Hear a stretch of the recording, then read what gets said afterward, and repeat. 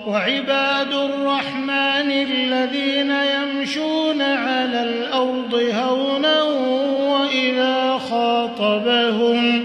وإذا خاطبهم الجاهلون قالوا سلاما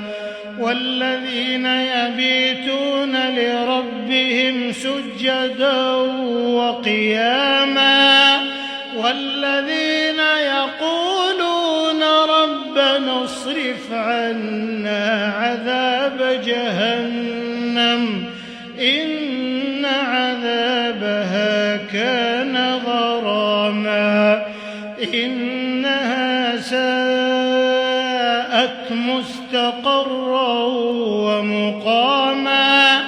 والذين إذا أنفقوا لم يسرفوا ولم يقتروا وكان بين ذلك قواما